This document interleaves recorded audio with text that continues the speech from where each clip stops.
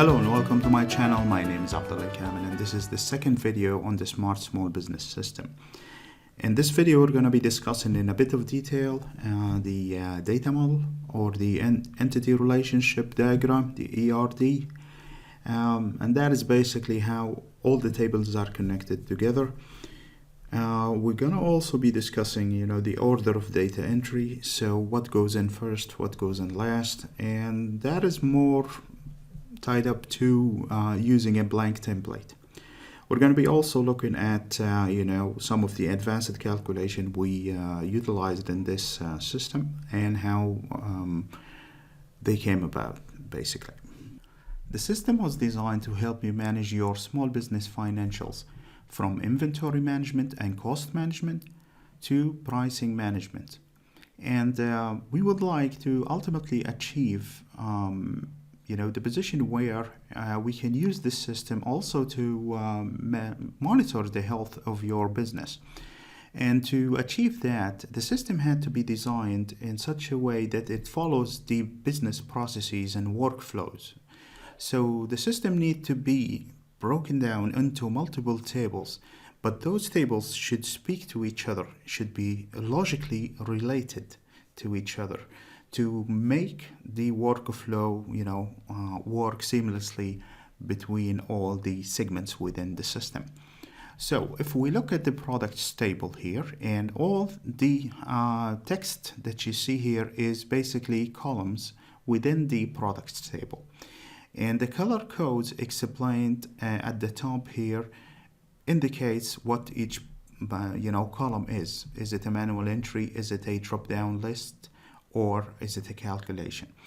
Okay, so the products table, which is at the heart of the of your business, is related to the vendors through the purchases table.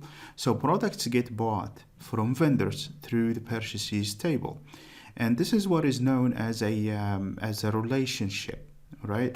So each vendor in the vendors table here will sell multiple products, okay, and this is what is known as a one-to-many relationship, denoted by this symbol here to indicate one vendor, to multiple times here indicated by the crow's foot, which means that the vendor will appear multiple times here. The same vendor will appear multiple times in the purchases table. Okay, and if we look at the other side here, we'll see that each product will be sold multiple times in order details that belong to some orders, and those orders were placed by your customers. Okay, at the same time, you need some supporting tables like the pricing table and the sales tax percentage table. The pricing table function here is to apply multiple prices to the same product over time, right? So each time you make a new purchase of the same product, you will get the price from the vendor will change based on market, current market, or based on inflation, or whatever the reason is. And you need to record the history of all that. So you need the history of the pricing. And you need to be able to change the selling price for each product, and that's why we need the pricing table. Same goes for the taxes. Sales taxes will change normally each year, and then for each order you need to be able to pick the right tax, the right sales tax from the sales tax table. Okay, something to note here that this relationship should be reversed. I misplaced it here. So because each sales tax will be applied to multiple orders. Okay, so this is an overview of the data model. And this is what is known as the data model, or an entity relationship diagram, ERD.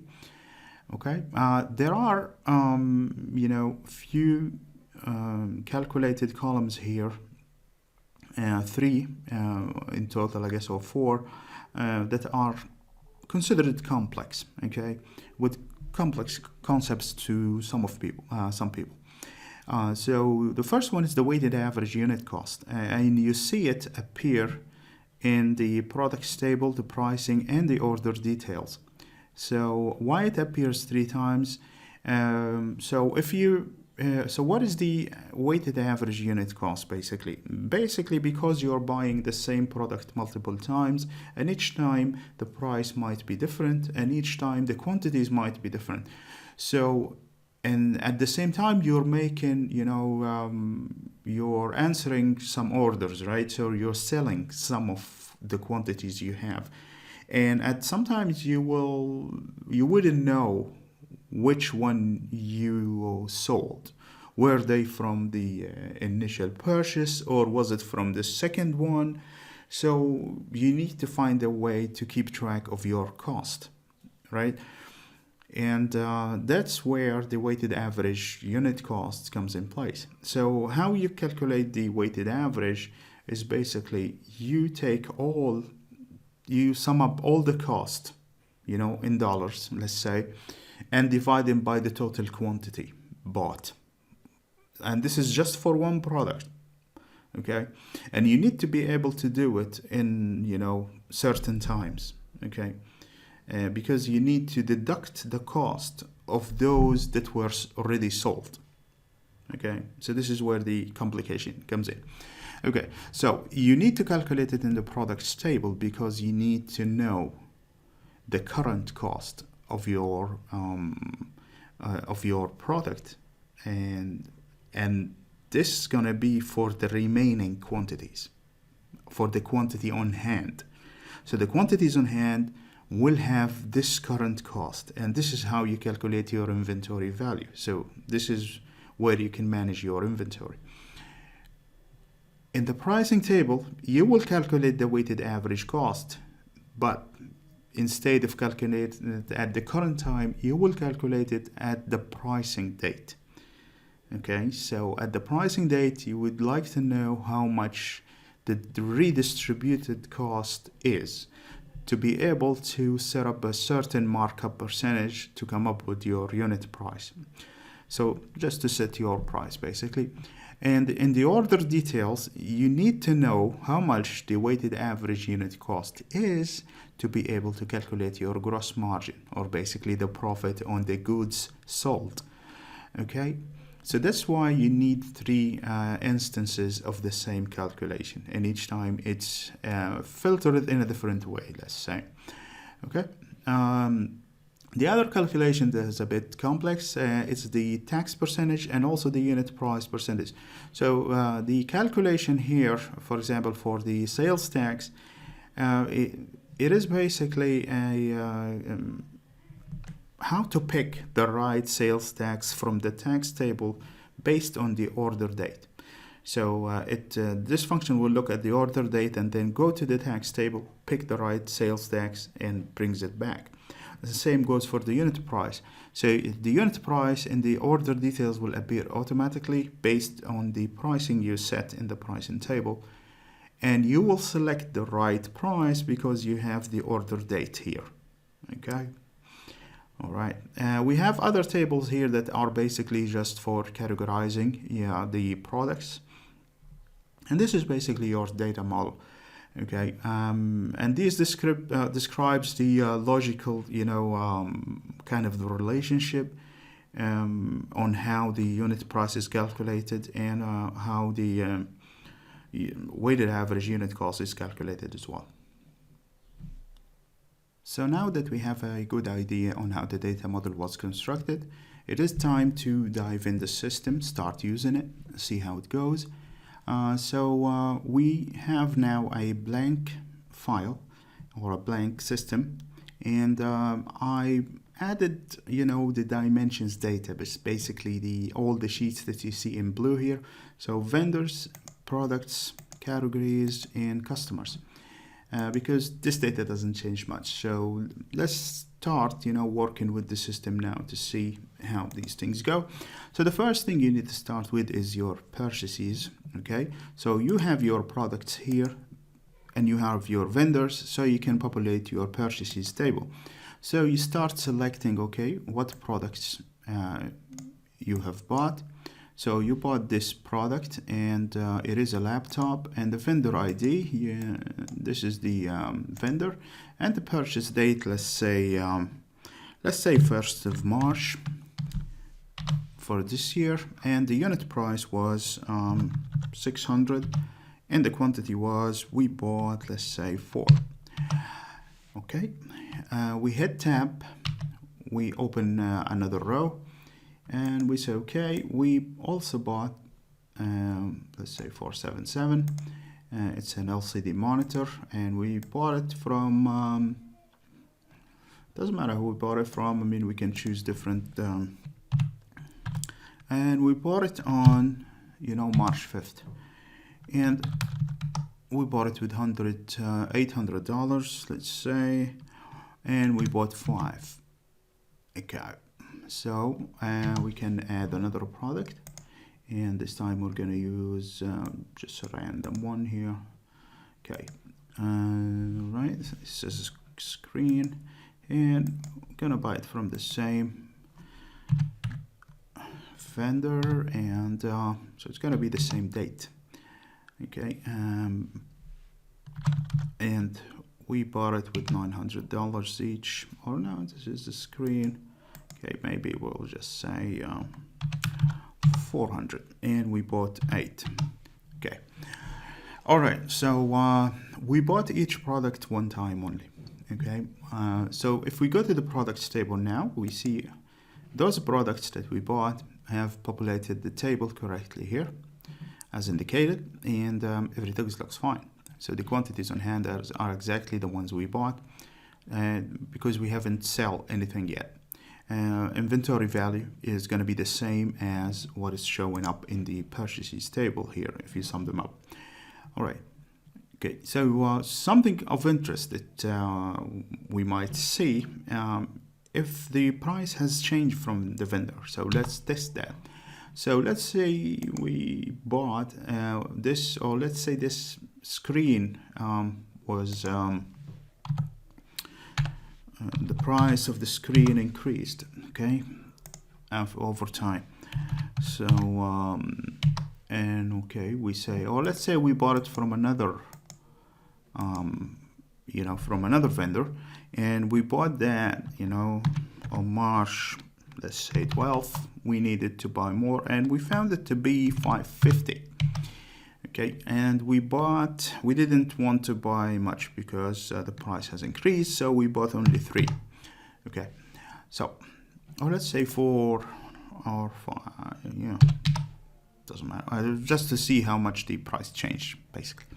Anyway, so now if we go to the products table, the products table need to calculate the correct price, and as you can see here, for this product, the screen, which is 560, the actual price for all the quantities that we have, which is 12 now, is 450.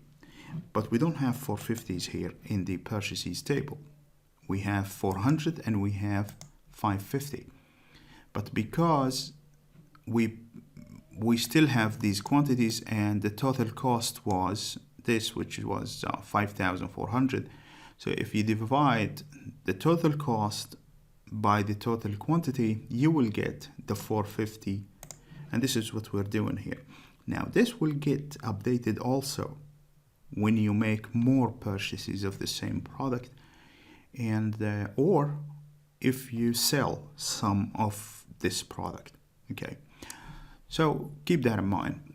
So let's go to the pricing table. Okay, so the pricing table, you need to update. So I remember we bought this one, and we also bought what was it? Was it 10?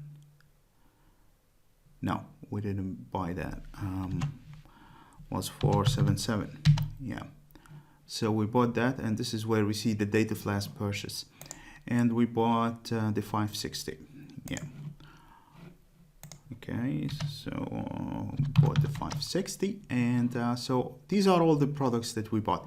Now we remember that 560 was bought twice. Okay, so we're gonna set the price for all of these on March 20th. So let's say, okay, we're setting the price and margin, and you see what's happening, right? I mean, the color changes from orange to black, meaning that the price is no longer, invalid. It is now a valid price, or a valid pricing date, because it's after the date of last purchase.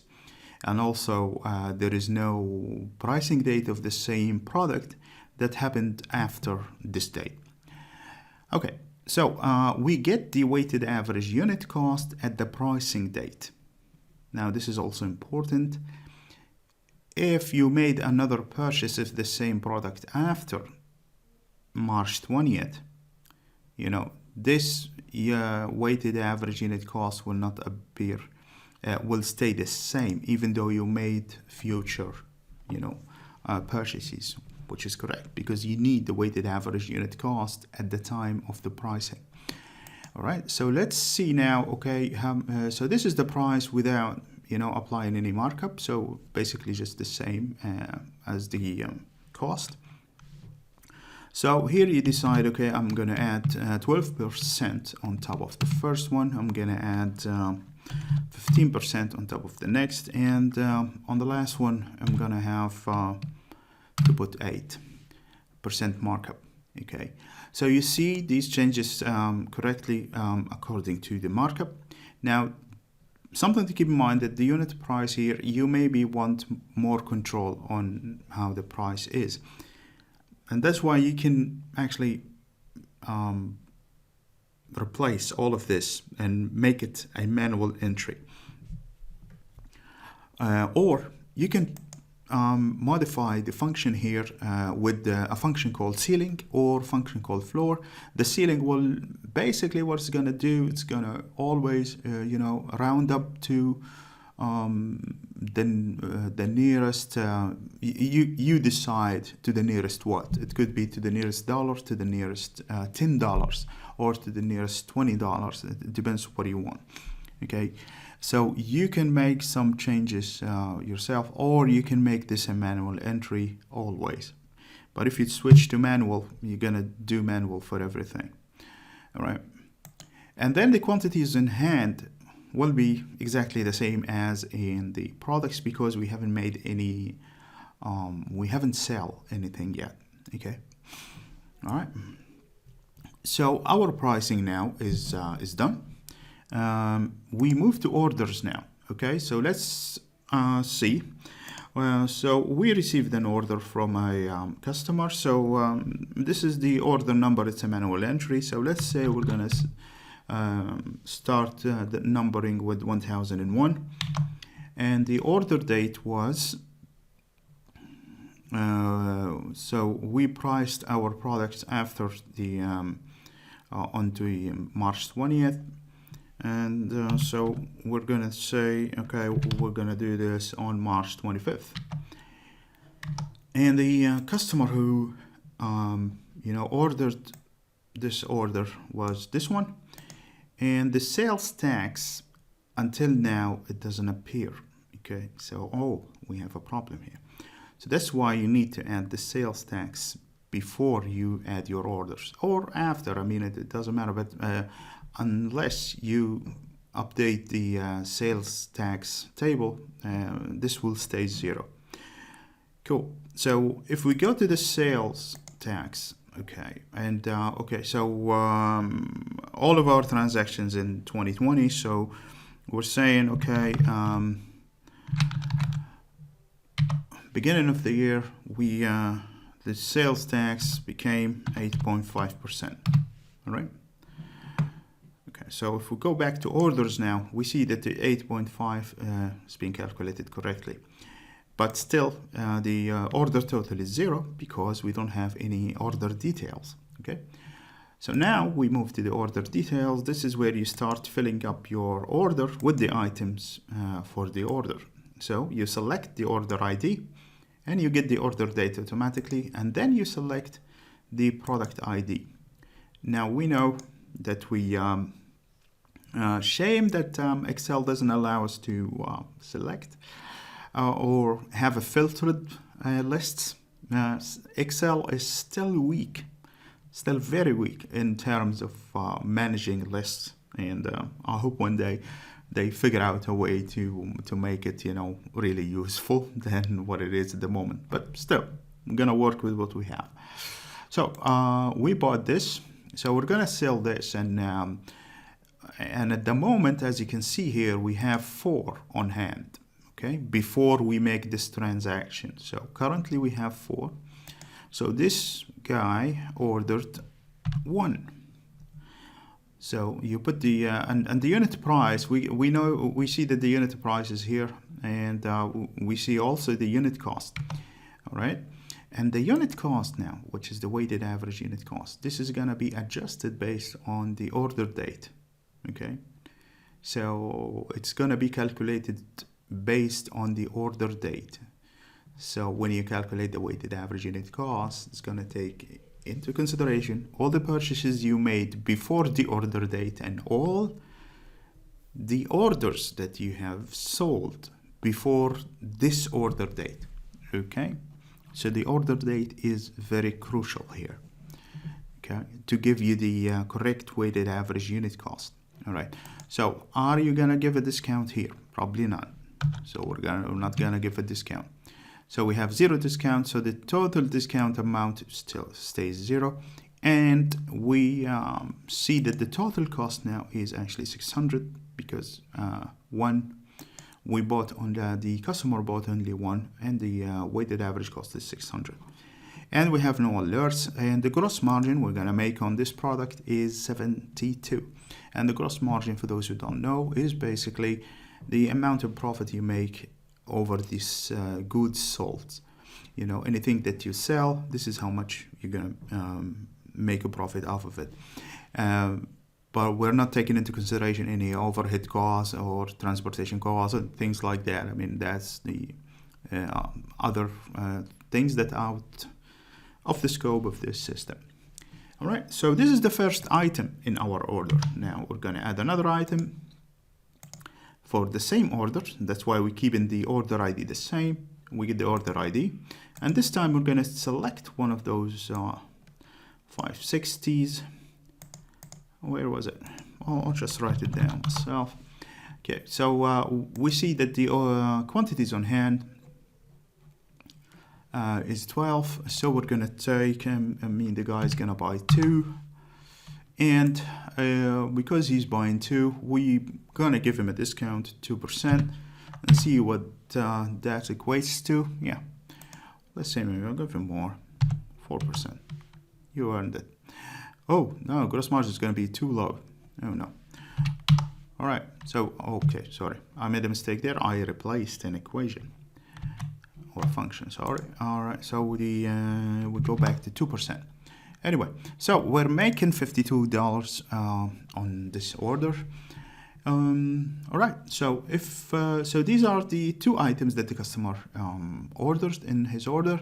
If we go back to the orders table now, we see that the order is complete. So you see only shipping date is missing. So you see the sales tax, you see the order total before tax, and then you see the order total after tax. And with this, your order has completed. Okay, you can test now, and this is something we're gonna do in the it's not gonna be in the next video, is it? We'll see. So in the coming videos, we're gonna create an invoice. Okay, because now you need to create an invoice and send it to the customer. Okay, so we're gonna create an invoice where you select the order ID, and the invoice will be populated with the order details, basically, and that invoice you will be able to send to your customers. All right, so this is how the system goes in terms of data flow, and I'm gonna show you a few tricks here just to make you a believer. All right, so let's say we you know what, no, we're gonna look back at the products now, see what happens. Okay, so you see now the amount that we have now has reduced, right? because before, I mean, the total quantities for all the purchases we have was 21, and now it is 18. Okay, so 18 because we sold some stuff. Okay, and so the now if we add another purchase, okay, and we remember that our order was on March 25th. So let's say now we bought, you know, the same product, which is 560. And this time we bought it from a different vendor. And we bought it after we made that order, okay? So we bought it on March 28th. And we bought it with 600. And this time we bought 5, okay? So let's see how we saw that before we made this purchase in the products table, the price for this product was 450, the weighted average cost. And if we go now, we're gonna see a change. It became 500, okay? And for some reason, my numbers are perfect. There's no fractions. Anyway, and you see that the quantity on hand has changed, and the weighted average unit cost has changed. But if you go to the pricing, you will see that 560 is still at 450 because the last purchase, which is this one, which happened on March 28th, was after the pricing date. And the pricing date looked at the old cost. And this is why this is in orange, kind of telling us, you know what, this may not be a valid price, okay, for any future, or for any order that you're making now, let's say. But and also if we go back to the order that we have, order details, we will see that the the item we sold was also with the weighted average unit cost that we had earlier, because of the order date was before the last purchase date. So this is why, you know, the weighted average unit cost is going to be different from in order details table. It's going to be different than the products table, okay, because the products table will look at the current time. The order details will always compare to the order date, and this is quite handy so we don't lose the history, you know, of the pricing and of the cost as well. And this is how to keep our cost, you know, correct, you know, always. All right. Cool. So with that, I think yeah, and the last thing you see here also is the inventory values, and always you can see how much your inventory costs, and this number is 100% correct.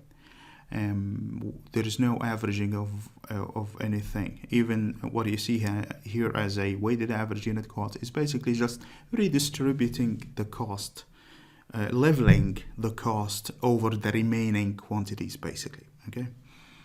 All right. So this was how to use the system. I hope you guys found it useful, and I hope for those who need it, start using it and tell me. I mean, if you have any feedback, anything that you need help with, I'm available. I'll try my best to help you as much as I can. And in the coming days, we'll try to expedite the invoice. So we'll probably start with a blank invoice and do everything right then and there. So we'll see how that goes. I'm not sure yet, but keep an eye on the channel in the coming days. We're gonna do the invoice. So thank you so much for watching, and hope you guys find it useful. See you next time.